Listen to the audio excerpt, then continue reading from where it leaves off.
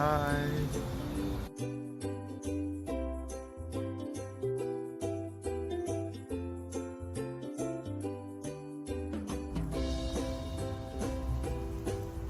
Come check.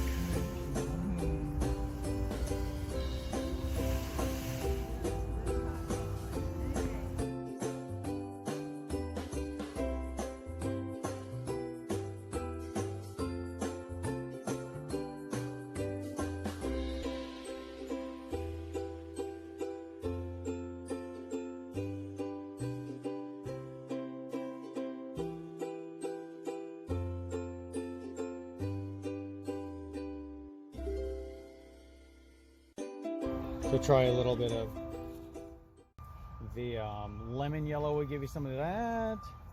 The cad yellow has a little red in it, see, because it tends toward the orange.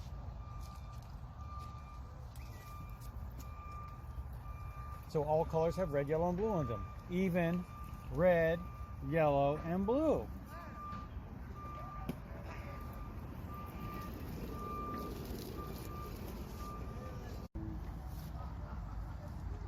Feel like light.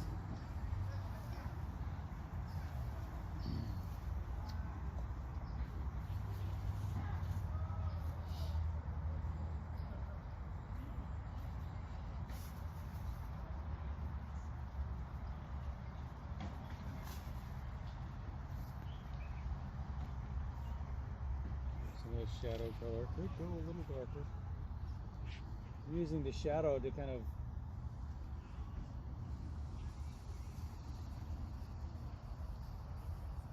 break up this big color field and you know, maybe gesture us back into the piece. Yeah, you can just squeeze it open with the finger. I don't want to get my oil. Just like, finger. yeah, okay. Okay. Just like that. Okay.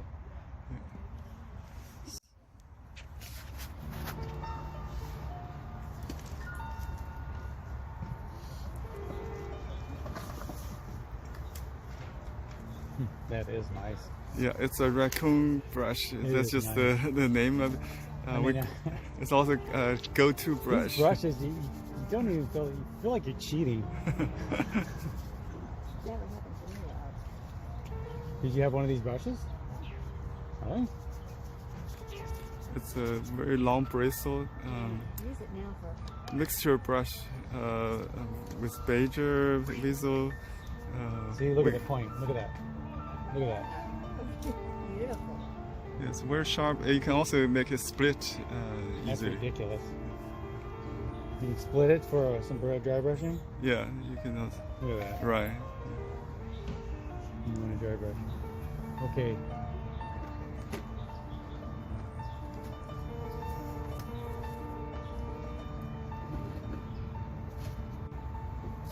We've got a green here. I don't have very much yellow out there, do I? That's what I forgot to do. A little more violet than that.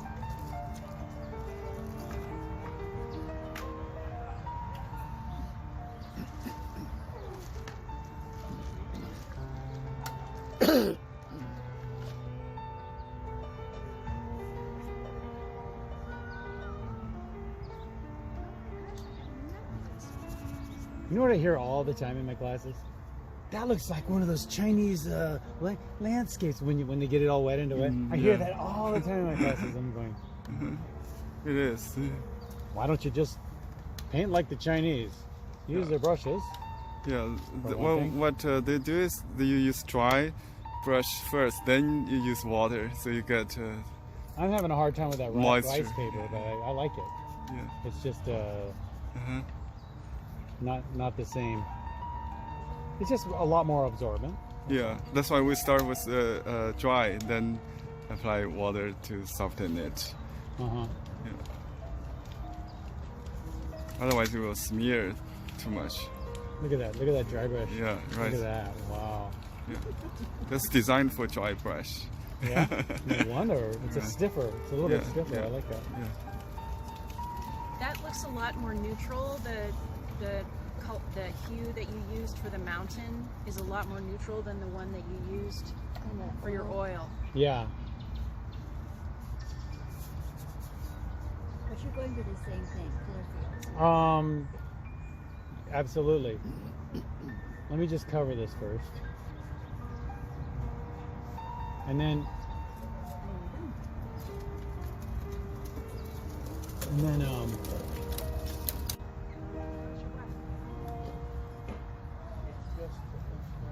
know, oftentimes with watercolor you have to resaturate it.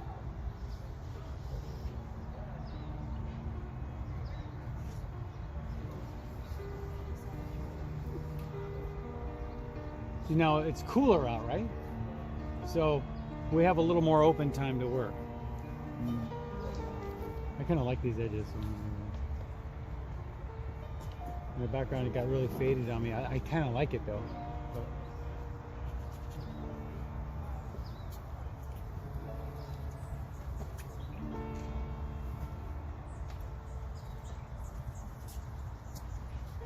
colors in there.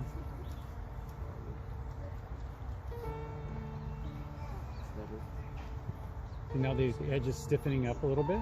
So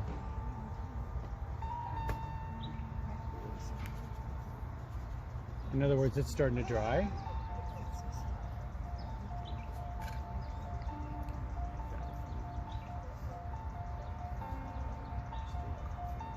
I'll just keep that like that. And I'm really digging into this Prussian. And I'm going to need me some yellow. Some of that. Pure gold. Yeah, gold. Gold. Looks like brown, I know. Now, I'm gonna mix. Look at this delicious color. Look at that. Isn't that great? That's Prussian blue and quinacridone. Gold. Quinacridone gold, delicious. It's, you know, that gold it's got red in it, so it's nice to use in your greens because the greens oftentimes get they get too green. They get too yellow and blue and not enough red in them, so they get a little too saturated for nature. Now, if this is leaking down into my lawn, and the reason that doesn't bother me is because I can either wipe it off with my rag here, or I can drink it up, just get all the water out of it and just lap that up with a brush. Stronger.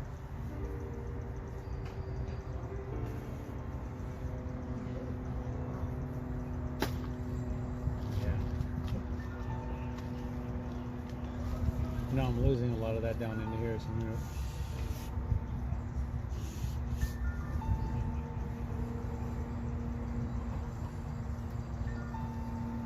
no biggie. I can use that for my lights actually, and just come back in with some little dark shadows in there. Look at those little, and they'll dilute. And I'm keeping them down below my foliage, little balls of foliage, and off to the left side because the light's over there coming this way. I used Prussian blue, and I threw a little violet in there. Violet has a little red in it. If you want to know if a brush is good or not, just fill it full of water like that. If it comes to a point, like, look at that point, like a razor, just go like that, and that thing is like a razor blade. I could paint an eyelash with that thing.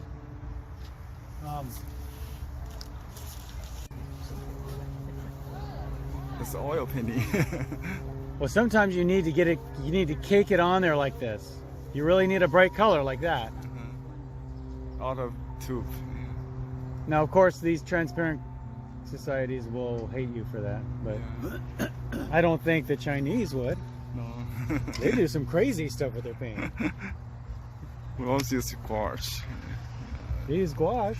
I think the Japanese color is more opaque Yeah. as well. Yeah.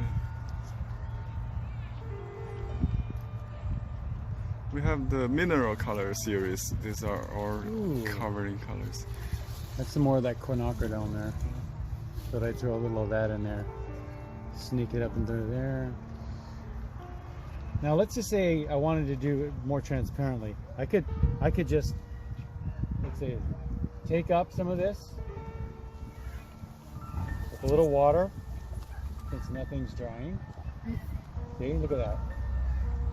Now I can just take some yellow. Those aren't very staining hues either. Paints. Yeah, and it's pretty wet too. The wetter it is, the more pliable it is. It's when it starts drying, then it sets in the page. And look at this red tree! Wow.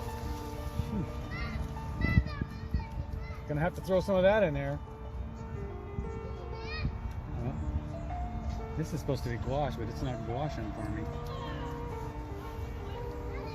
Gouache reactivates if you put it in pans. Oh yeah. Yeah, it's just the same thing as watercolor. It just has a little chalk in it. Okay. That's the only thing that separates it. Well, I don't know. So if they're vermilion. Vermilion. It's called vermilion. That color, I think. That's vermilion. Yeah. But I mean, they are technically a gouache, right? Yeah, it's They're vermilion. It's a mineral color.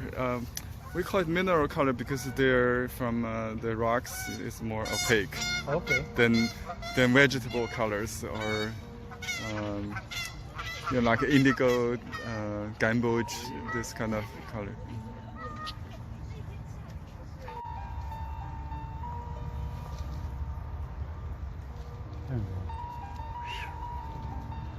So the difference between the light and the shadow. Still lots of time to play. But it is setting up. Yeah, it's setting up. Scumble around, find your little...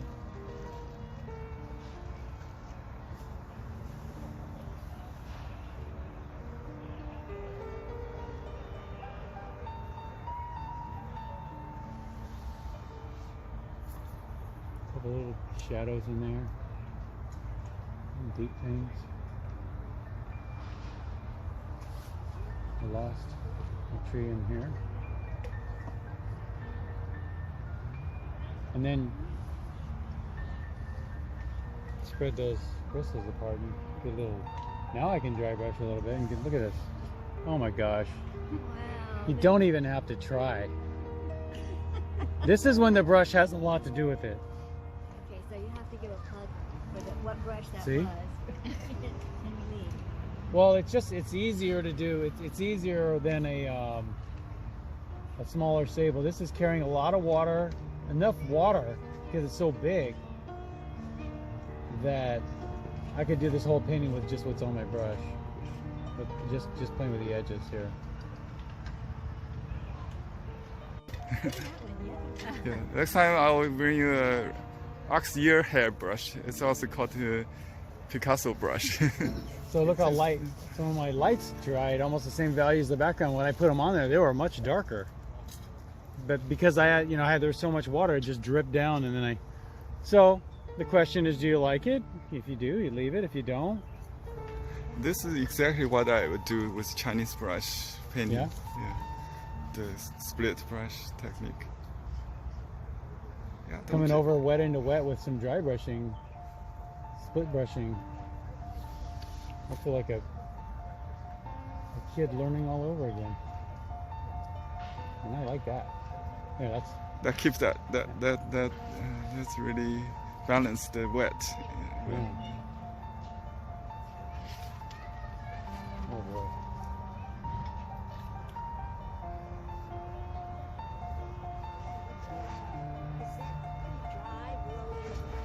it's moist. It's not wet like it was earlier. It's tacking up. Yeah, that's a lot better. So I'm hooked. There you go. Thank you. Thank you.